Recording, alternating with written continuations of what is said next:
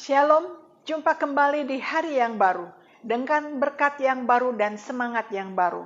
Tema kita hari ini, Allah Gunung Batuku. Mazmur 73, 26 berkata, ketika hatiku merasa pahit dan buah pinggangku menusuk-nusuk rasanya, sekalipun dagingku dan hatiku habis lenyap, gunung batuku dan bagianku tetaplah Allah selama-lamanya. Pernahkah kita mengalami satu kepahitan, kesedihan yang sangat luar biasa? Ketika seorang ibu kehilangan anak yang dikasihi. Begitu mengalami kehilangan yang luar biasa, tangisan yang tidak pernah berhenti, dan rasanya hati begitu pahit. Tidak ada satupun yang dapat menghibur dia. Dan mengalami satu situasi yang demikian sulit, kepahitan, kesedihan yang tidak bisa diuraikan, diulaskan dengan kata-kata. Digabungkan hati merasa pahit, buah pinggang menusuk-nusuk, dan rasanya daging hati terasa lenyap, begitu luar biasa. Sulit dihiburkan. Seorang ibu yang kehilangan demikian sedihnya luar biasa. Atau seorang ayah kehilangan anaknya. Atau seorang kehilangan pasangannya. Atau suatu tragedi yang sedang dialami, begitu sedih luar biasa. Dan kadang-kadang kesedihan itu membuat kita bisa kehilangan pegangan. Kesedihan itu bisa membuat mata rohani kita tertutup. Betapa sedihnya, sehingga tidak berpikir apa-apa lagi.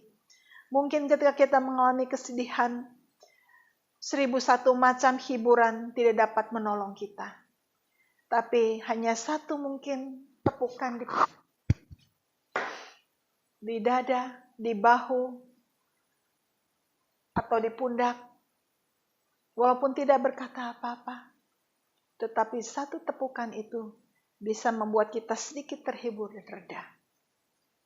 Tetapi semua penghiburan dari maksud hanya sementara.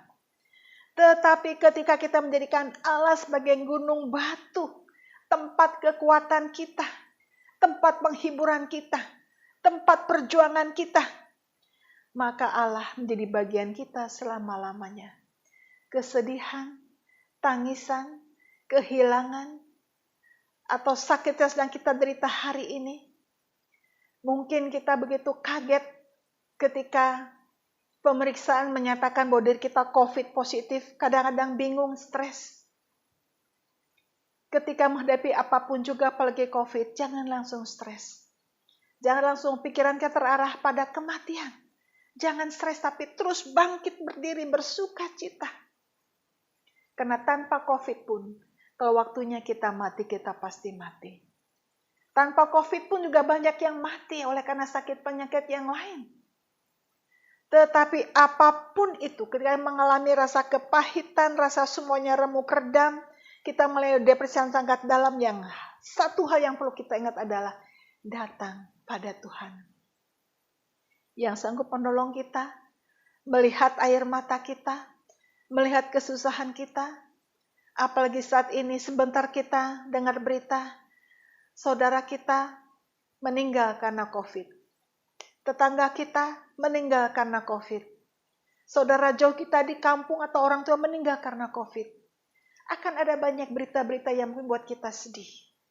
Tapi terutama, jangan fokus pada beritanya walaupun memang kita mengalami kesedihan. Tetapi ingat bahwa Allah adalah gunung batu kita yang dapat menolong, menguatkan kita, dan biarlah Allah menjadi bagian kita selama-lamanya. Allah yang sungguh hidup dalam kehidupan kita, dan kita sungguh hidup di dalam kasih Allah. Terus tertuju pada Allah yang sangat mengasihi kita, menguatkan kita. Sehingga kita bisa berpikir, ketika ada banyak kesedihan, ada banyak tangisan, ada banyak kematian, ingat, tanpa COVID pun, akhirnya kita semuanya akan mati menuju pada kematian.